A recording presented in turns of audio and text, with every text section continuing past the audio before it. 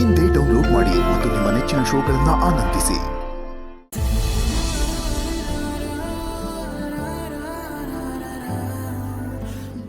Sachin message ಮಾಡಿ ಬರಕ್ ಹೇಳ್ದೆ ಯಾಕೆ? ಬರ್ತಿದ್ದಂಗೆ ನನ್ನನ್ನು ತಬ್ಕೊಂಡು ಐ ಮಿಸ್ ಯು ಸಚಿನ್ ಅಂತ ಹೇಳ್ತೀಯ ಅಂದ್ರೆ ಸಚಿನ್ ಮೆಸೇಜ್ ಮಾಡಿ ಬರಕ್ ಹೇಳಿದ್ಯಲ್ಲ ಏನು ಅಂತ ಕೇಳ್ತಿದ್ಯಲ್ಲ. ಹಾಗಲ್ಲ ಸಚಿನ್, ಮೆಸೇಜ್ ಮಾಡಿ ಬರಕ್ ಹೇಳ್ದಲ್ಲ, ಟೆನ್ಷನ್ ಆಗೋಯ್ತು. ಅದ್ ಸರಿ, ಅತ್ತೆ ಮಾವ ಹೇಗಿದ್ದಾರೆ? ಅವರಿಬ್ರು ಚೆನ್ನಾಗಿದ್ದಾರೆ, ನಾನೇ ಚೆನ್ನಾಗಿಲ್ಲ. ಏನಾಯ್ತು ಸಚಿನ್? ನೀನ್ ನನ್ನ ಜೊತೆಲಿ ಇಲ್ಲ ಅನ್ನೋದೇ ಬೇಜಾರು ಸುಮ. ಮೀಟ್ ಮಾಡೋದಕ್ಕೆ ನಿಮ್ ಮನೆಗ್ ಬರ್ತೀನಿ ಅಂದ್ರೆ ಬೇಡ ಅಂತ್ಯ, ಬೇಜಾರಾಗಲ್ವೇನೆ? ಹಾಗಲ್ಲ ಸಚಿನ್, ನಾವಿಬ್ರು ಒಂದ್ ತಿಂಗಳು ಮೀಟ್ ಮಾಡಬಾರ್ದು, ದೂರ ದೂರ ಇರ್ಬೇಕು ಅಂತ ಶಾಸ್ತ್ರನೇ ಹೇಳ್ತಿದ್ಯಲ್ಲ, ನಾನ್ ಏನ್ ಮಾಡ್ಲಿ? ಮನೇಲಿ ಅಪ್ಪನೂ ಹೀಗೆ ಹೇಳ್ತಿದ್ದಾರೆ. ಅಲ್ಲ, ಎಲ್ರು ಹೀಗೆ ಹೇಳಿದ್ರೆ ನನ್ನ ಫೀಲಿಂಗ್ಸ್ ನ ಯಾರು ಅರ್ಥ ಮಾಡ್ಕೋತಾರೆ? ನಂಗೆಲ್ಲ ಅರ್ಥ ಆಗತ್ತೆ ಸಚಿನ್, ಆದ್ರೆ ದೊಡ್ಡವ್ರು ಏನೇ ಹೇಳಿದ್ರು ಅದ್ ನಮ್ ಒಳ್ಳೇದಕ್ಕೆ ಅಲ್ವಾ? ಒಂದ್ ಸ್ವಲ್ಪ ದಿನ ಅಷ್ಟೇ ಪ್ಲೀಸ್. ನೀನಿಲ್ದೆ ಒಂದೊಂದ್ ದಿನ ಕಳಿಯೋದು ಕಷ್ಟ ಆಗ್ತಿದೆ ಸುಮ. ಅಲ್ಲ, ಈ ತರ ದೂರ ಇರ್ಬೇಕು ಅಂತ ನಾವು ಅಷ್ಟು ಕಷ್ಟ ಬಿದ್ದು ಮದ್ವೆ ಆಗಿದ್ದು. ಏನ್ ಮಾಡೋದು ಸಚಿನ್, ಜಾತಕದಲ್ಲೇ ಪ್ರಾಬ್ಲಮ್ ಇದೆಯಲ್ಲ. ನಮ್ಮ ಅವ್ವನೂ ಅಷ್ಟೇ, ಶಾಸ್ತ್ರನೆಲ್ಲ ತುಂಬಾ ನಂಬ್ತಾರೆ. ಈಗ ನಾವ್ ಅವ್ರ ಮಾತಿಗೆ ಬೆಲೆ ಕೊಡ್ಲಿಲ್ಲ ಅಂದ್ರೆ ಮುಂದೇನಾದ್ರೂ ತೊಂದ್ರೆ ಆದ್ರೆ ಎಲ್ರೂ ಮನ್ಸಿಗೂ ನೋವಾಗುತ್ತೆ. ಇನ್ನೊಂದ್ ಸ್ವಲ್ಪ ದಿನ ಅಷ್ಟೇ, ನನ್ಗೋಸ್ಕರ ಅಡ್ಜಸ್ಟ್ ಮಾಡ್ಕೊ, ಸರಿನಾ? ಓಕೆ ಸರಿ, ಆದರೆ ನಂಗೆ ಫೀಲ್ ಆಗದೆ ಇರೋ ಥರ ಏನಾದರೂ ಮಾಡಬೇಕಲ್ವಾ? ಹಾ, ಒಂದ್ ಕೆಲಸ ಮಾಡೋಣ. ಏನು? ನಾವಿಬ್ರು ಮಿನಿಮಮ್ ಅಂದ್ರೂ ಒಂದ್ 2-3 ಸಲ ಫೋನಲ್ಲಿ ಮಾತಾಡೋಣ, ಅವಾಗ ಮಿಸ್ಸಿಂಗ್ ಫೀಲಿಂಗ್ ಬರಲ್ಲ. ಈಗ ಹಿಂಗೆ ಹೇಳ್ತೀಯ, ಆಮೇಲೆ ಮನೆಗೆ ಹೋದ್ಮೇಲೆ ಅಮ್ಮ ಇದ್ದಾರೆ, ಅಕ್ಕ ಇದ್ದಾರೆ, ಅಪ್ಪ ಇದ್ದಾರೆ ಅಂತ ಏನೇನೋ ಕಾರಣ ಕೊಡ್ತೀಯ. ಖಂಡಿತವಾಗ್ಲೂ ಇಲ್ಲ, ಯಾರೇ ಇದ್ರು ನಾನು ಮಾತಾಡ್ತೀನಿ, ಸರಿನಾ? ಪ್ರಾಮಿಸ್? ಪ್ರಾಮಿಸ್. ಏ, ಟೂ ಮಚ್ ಆಯ್ತು ನಿಂದು. ಸುಮ್ನೆ ತಮಾಷೆ ಮಾಡ್ತೆ ಅಷ್ಟೆ. ಸರಿ, ನಾನಿನ್ ಹೊರಡ್ತೀನಿ, ಮನೇಲಿ ಯಾರಿಗೂ ಹೇಳ್ಬಿಟ್ಟು ಬಂದಿಲ್ಲ. ನಾನು ಆಮೇಲೆ ನಿನಗೆ ಫೋನ್ ಮಾಡ್ತೀನಿ. Miss you. You too. Bye. ಈ ಶಾಸ್ತ್ರಗಳನ್ನ ಯಾರು ಕಂಡುಹಿಡಿದ್ರು? ಅಲ್ಲ, ಈ ತರ ಪ್ರೇಮಿಗಳನ್ನ ಶಾಸ್ತ್ರ ದೂರ ಇಡತ್ತೆ ಅಂದ್ರೆ ಇಟ್ ಹರ್ಟ್ಸ್. ಏನ್ ಇಸಿಯ ನಂಜಮ್ಮ, ಇಲ್ಲಿಗೆ ಯಾಕೆ ಬರಕ್ಕೆ ಹೇಳಿದೆ? ಆ ಮನೆ ಆಡಿ ರಾಜಿನ ಮನೆಯಿಂದ ಓಡ್ಸು ಅಂತ ಹೇಳುವ ಅಂತ ಕರೆದೆ. ಯಾಕೆ ಮತ್ತೆ ನಾನು ಕಿತಾಪತಿ ಶುರು ಮಾಡಿದ್ಲಾ? ಎಂತ ಮಾತು ಗೋಪಾಲ, ಈಸದ್ ನಕ್ಷತ್ರದಾಗ ಹುಡ್ತಾವಳ ಅವಳು, ಕಿತಾಪತಿ ಮಾಡದೆ ಇರ್ತಾಳ?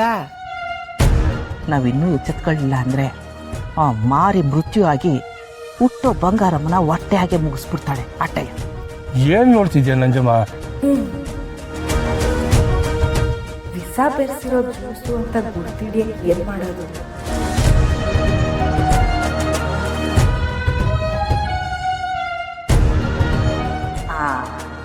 ಇವಾಗ ಗೊತ್ತಾಯ್ತದೆ. ಪುಟ್ಟಕ್ಕನೆ ನಿಂಗೆ ಸರ್ಬತ್ ತಗೊಂಬಂದ್ ಕೊಟ್ಟವಳೆ, ಇದನ್ನ ಕುಡ್ದು ಹೊಟ್ಟೆ ತಂಪು ಮಾಡ್ಕ ತಕ.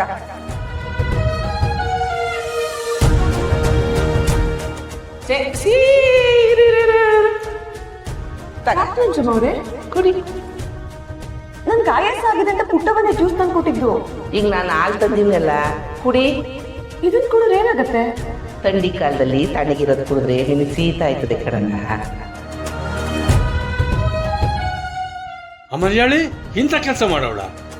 ಈಸಿಯಲ್ಲ, ನೀನ್ ಯಾಕೆ ಅಲ್ಲೇ ಹೇಳಿಲ್ಲ?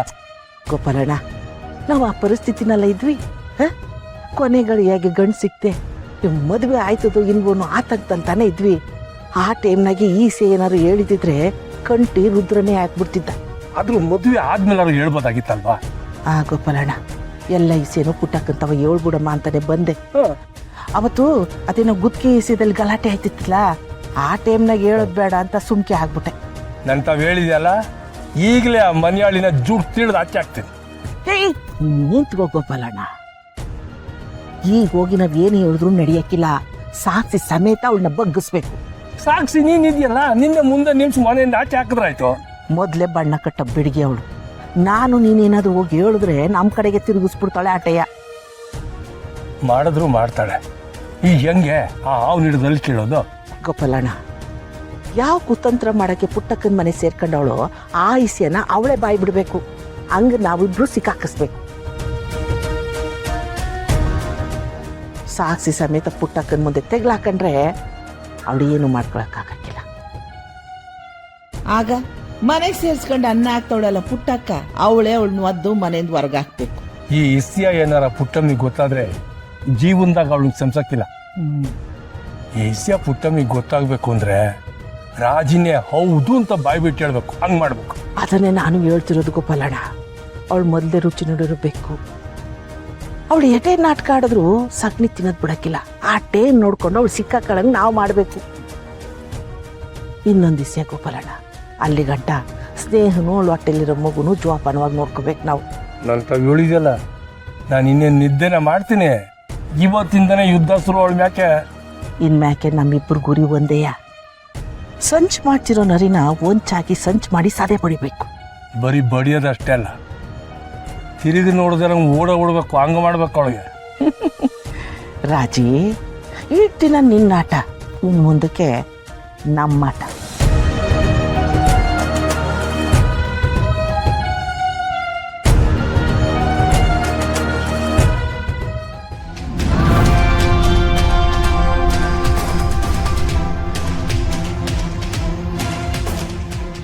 ಆ ರಾಜ ಹುಲಿ ಮತ್ತೆ ಎಸ್ಕೇಪ್ ಆದರೆ ನಮಗೆ ತುಂಬ ತೊಂದರೆ ಆಗುತ್ತೆ ರಾಧಾ. ಹೌದು ವೈಭವ್, ನಾನು ಅದನ್ನ ಯೋಚನೆ ಮಾಡ್ತಾ ಇದ್ದೆ. ಈಗ ರಾಜ ಹುಲಿ ಆಲ್ರೆಡಿ ಒಂದ್ಸತಿ ಎಸ್ಕೇಪ್ ಆಗಿದ್ದಾನೆ, ಇನ್ನೊಂದ್ಸತಿ ಎಸ್ಕೇಪ್ ಆಗೋದಕ್ಕೆ ಟ್ರೈ ಮಾಡೇ ಮಾಡ್ತಾನೆ.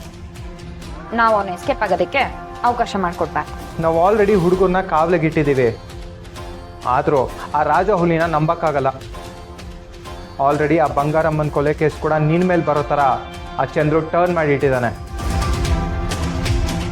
ಇಂಥ ಟೈಮಲ್ಲಿ ಆ ರಾಜ ಹುಲಿ ಎಸ್ಕೇಪ್ ಆಗಿ ನಿನ್ನ ಹೆಸರು ಹೇಳಿದ್ರೆ ತುಂಬ ಪ್ರಾಬ್ಲಮ್ ಆಗುತ್ತೆ ರಾಧಾ. ಹಾಗಾದ್ರೆ ಆ ರಾಜ ಹುಲಿನ ಮುಗಿಸ್ಬಿಡ್ಲ?